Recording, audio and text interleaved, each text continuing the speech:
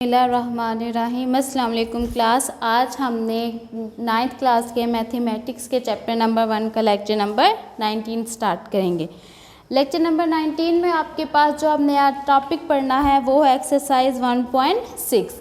1.6 आपके पास एक्चुअली क्या एक्सरसाइज है, आपके पास कुछ लीनियर इक्वेशंस दी गई हैं। आपने उन लीनियर इक्वेशंस की मदद से आपने उनमें जो आपने सिस्टम्स हैं उनको सॉल्व करना है। तो ये जो आपके पास एक्सरसाइज 1.6 है उस क्वेश्चंस को उस एक्सरसाइज को सॉल्व करने के लिए 2 मेथड्स हैं। फर्स्ट मेथड आपके पास जो है वो क्रैमर रूल है, सेकंड मेथड है आपके पास इन्वर्स मैट्रिक्स। तो आज हम जो इस लेक्चर में हम करेंगे वो आपके पास है क्रैमर रूल। क्रैमर रूल में आपके पास सबसे पहले जो आप मैं इंट्रोडक्शन बताऊंगी कि हम इसको कैसे सॉल्व करेंगे। तो देखिए यहाँ पे फर्स्ट आपके पास एक इक्वेशंस दी गई हैं, 2 इक्वेशंस दी गई हैं।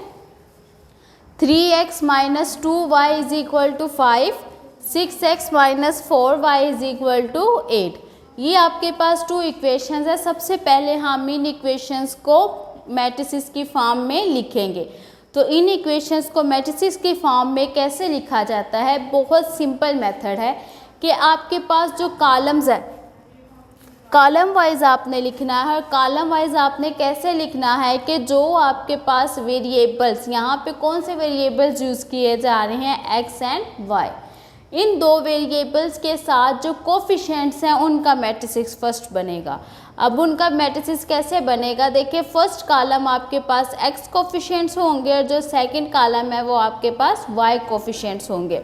अब देखिए यहाँ पे एक्स कोफिशिएंट आपके पास क्या है 3 एंड दूसरा आपके पास क्या है 6। तो ये क्या आ जाएगा 3 और 6। सिमिलरली अब देखिए y के कोफिशिएंट्स आपके पास क्या है, यहाँ पे y का कोफिशिएंट -2 है। देखिए ये नेगेटिव साइन जो है वो 2 के साथ है, तो इसका मतलब है कि इसका कोफिशिएंट क्या होगा -2। सिमिलरली यहाँ पे जो दूसरा y का कोफिशिएंट है वो क्या आ जाएगा -4। ये आपके पास एक मैट्रिक्स बन गया है किसका 3 -2 6 एंड -4। ये वाला जो आपके पास मैट्रिक्स बना है वो x एंड y के जो कोफिशिएंट्स हैं उनका मैट्रिक्स बना है। जो सेकंड मैट्रिक्स होगा वो आपके पास वो मैट्रिक्स होगा जो इस इक्वेशन में जो वेरिएबल्स यूज़ किए गए हैं। अब देखिए इस इक्वेशन में आपके पास 2 वेरिएबल्स यूज़ किए गए हैं x एंड y, यहाँ पे भी x एंड y। तो ये आपके पास मैट्रिक्स बनेगा, इसको भी आपने कॉलम वाइज ही लिखना है। क्या आ जाएगा x एंड y। अब आपके पास इक्वालिटी के जो दूसरी साइड पे आपके पास उसका एक मैट्रिक्स बन जाएगा। इक्वालिटी के जो आपके पास दूसरी साइड पे कौन सा है 5 एंड 8। तो यहाँ पे कौन सा मैट्रिक्स आ जाएगा 5 एंड 8। अब देखिए यहाँ पे अब आपने खुद से लेट सपोज करना है कि जो आपके पास वेरिएबल्स का जो कोफिशिएंट है उस मैट्रिक्स को हमने लेट किया कि वो a के इक्वल है। जो यहाँ पे वेरिएबल्स यूज़ किए गए हैं लेट सपोज किया कि वो कैपिटल X के इक्वल है। हमने मैट्रिक्स को सपोज किया है कि ये मैट्रिक्स जो है वो इसके इक्वल है। और जो आपके पास कांस्टेंट का मैट्रिक्स आता है उसको हमने लेट सपोज किया कि वो b है। अब देखिए जो क्रैमर रूल आपके पास जो मेन चीज़ है क्रैमर रूल की वो क्या है, आपने x और y की वैल्यूज़ फाइंड करनी है। तो इसमें जो आपके पास क्रैमर रूल में x की वैल्यू है वो है mod of ax।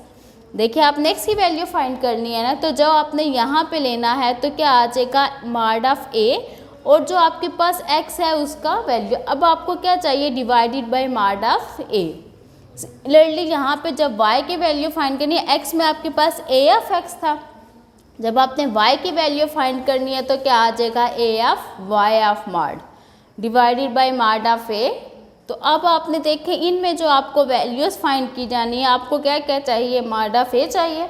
mod of a तो आपके पास आसानी से आ जाएगा, ये आपके पास a मैट्रिक्स आपने इसका mod लिया तो आपके पास mod आ जाएगा, डिटर्मिनेंट आ जाएगा। आपने सबसे पहले a of x matrix find करना है और a of y matrix find करना है, उसके बाद आपने उन मैट्रिक्स का mod लेना है। अब देखिए इस क्वेश्चन में सबसे पहले हमने mod लिया। mod आपके पास क्या आ जाएगा, ये आपने a लिया तो आपके पास mod आपने इस मैट्रिक्स का फाइंड किया तो आपके पास क्या आ गया 0 आ गया। देखिए ना अगर आपके पास किसी भी मैट्रिक्स का mod 0 आ जाता है यानी कि सिंगुलर मैट्रिक्स बन गया है तो इसका ना तो हम क्रैमर रूल ले सकते हैं और ना ही हम इसका मैट्रिक्स इन्वर्स मेथड्स ले सकते हैं। तो ये वाले आपके पास पॉसिबल नहीं होते हैं। और जो आपके पास पॉसिबल नहीं होते हैं हम इसको आगे नेक्स्ट जो है वो मज़ीद नहीं कर सकते हैं, क्योंकि इसका मैट्रिसेस आपके पास जो मार्ड है वो क्या आया है, 0 आ गया है। इसलिए हम इसका नेक्स्ट जो है वो क्रैमर रूल की मदद से इसको हम नहीं सॉल्व कर सकते हैं। तो इसी तरह हमारे पास जो बी पार्ट है, ये फर्स्ट पार्ट हमारे पास ऐसे ही रहेगा, क्योंकि ये पॉसिबल नहीं है तो इसका क्रैमर रूल फाइंड नहीं हो सकता है। सेकंड पार्ट देखिए, आपके पास क्या है, 4x - 10y = 5 and -3x + 8y = 2। अब आपने जैसा क्वेश्चन नंबर 1 में आपने इसके मैट्रिसेस फाइंड किए थे, सिमिलरली आपने क्वेश्चन नंबर 2 में भी, पार्ट नंबर 2 में भी आपने इसके मैट्रिसेस फाइंड करने हैं। तो आपके पास क्या होगा, जो फर्स्ट कॉलम है वो x कोफिशिएंट होगा, यहाँ पे x कोफिशिएंट क्या है, 4 एंड दूसरा x कोफिशिएंट क्या है, -3। तो क्या आ जाएगा, 4 एंड -3।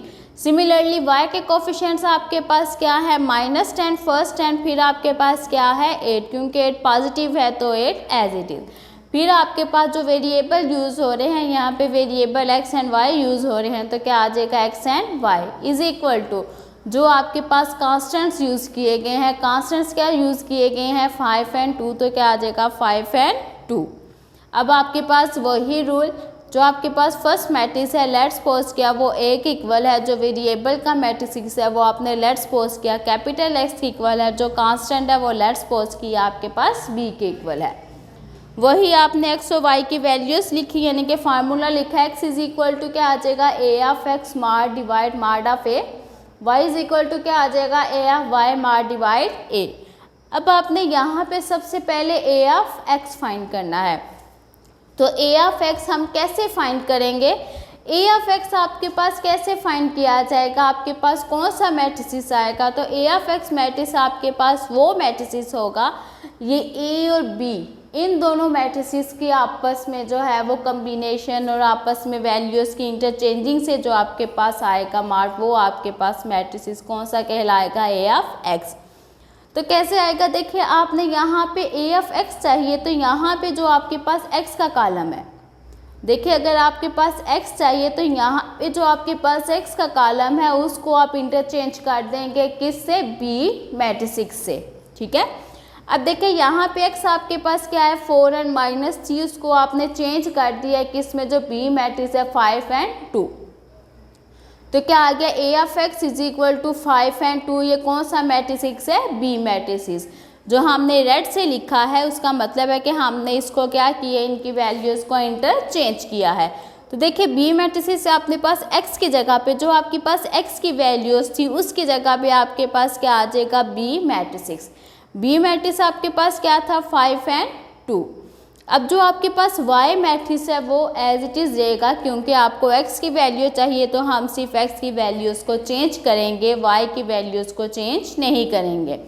तो x की जगह पे x की वैल्यूज़ ख़त्म हो जाएंगी, तो उसकी जगह पे आपके पास कौन सी वैल्यूज़ आ जाएंगी, b मैट्रिक्स। तो b मैट्रिक्स आपके पास क्या है, 5 एंड 2। y का जो आपके पास कॉलम है, जो y के एलिमेंट्स हैं वो एज इट इज़ रहेंगे -10 एंड 8। ये आपके पास था a(x).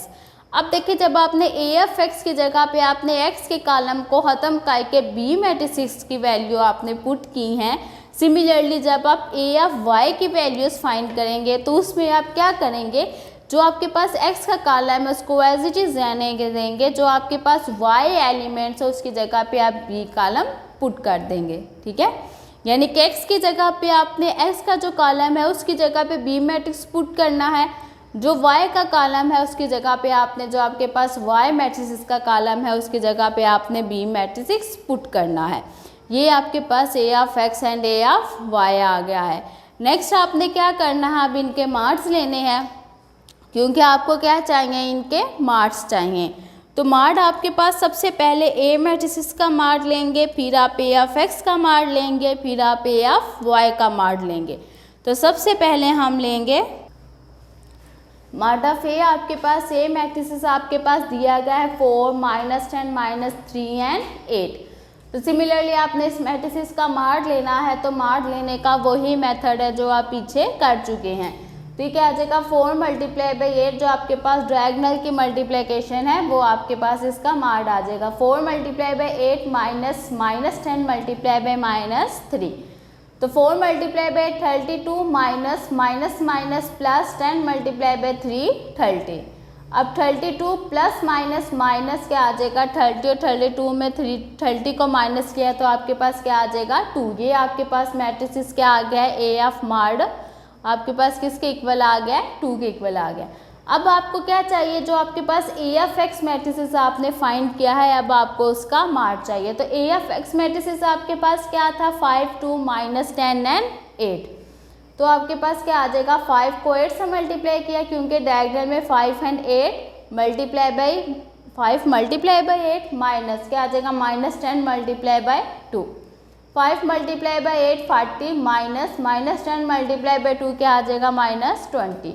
40 माइनस माइनस प्लस 20, तो 40 में 20 को प्लस किया तो आपके पास क्या आ जाएगा 60। आपके पास ए ऑफ एक्स क्या आ गया है 60। ए ऑफ मार्ड आपके पास 2 आ गया है, ए ऑफ एक्स आपके पास 60 आ गया। अब आपको क्या चाहिए mod of A of Y.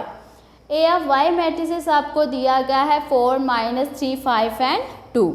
अब आपने क्या करना है, इस मैट्रिसेस का मार्ड लेना है, तो ये क्या आ जाएगा डायगोनल की multiplication 4 multiply by 2 minus 5 multiply by -3, 8 4 multiply by 2 8 minus 5 multiply by -3 कितना होगा -15, 8 माइनस माइनस प्लस 15 और 8 प्लस 15 कितना होगा 30 23। अब देखिए आपके पास मार्ड ऑफ ए की वैल्यू भी आ गई है, mod of A of x भी आपको फाइंड हो चुका है और मार्ड ऑफ ए ऑफ वाई भी आपको फाइंड हो चुका है। अब आपने क्या करना है, एक्स और वाई के जो फार्मूलाज हैं उनमें आपने उनकी वैल्यूज पुट करनी है। अब देखिए यहाँ पे x इज इक्वल टू क्या है mod of A of X divide mod of A. अब देखिए mod of A of X आपने फाइंड किया था, वो आपके पास क्या आया है 60, तो क्या आ जाएगा 60 डिवाइड मार्ड ऑफ ए आपके पास क्या है 2, तो क्या आ जाएगा 2 is equal to 2 1 times 2 30 times क्या होगा 60, तो ये आपके पास क्या आ जाएगा 30। सिमिलरली y की वैल्यू आपके पास क्या है mod of A of Y divide mod of A. A of Y आपके पास क्या होता है 23, तो क्या आ जाएगा 23 डिवाइड मार्ड ऑफ ए आपके पास क्या आ जाएगा 2, तो आपके पास y की वैल्यू क्या आ गई 23 डिवाइड 2, क्योंकि 23 जो 2 जो है वो 23 पे डिवाइड नहीं होता, तो हम इसको आगे नेक्स्ट सिंप्लीफाई नहीं कर सकते हैं। तो यहाँ से x की वैल्यू आपके पास क्या आ गई है 30 एंड y की वैल्यू आपके पास क्या आ गया 23 डिवाइड 2। तो ये आपके पास आज का लेक्चर था, लेक्चर नंबर 18। और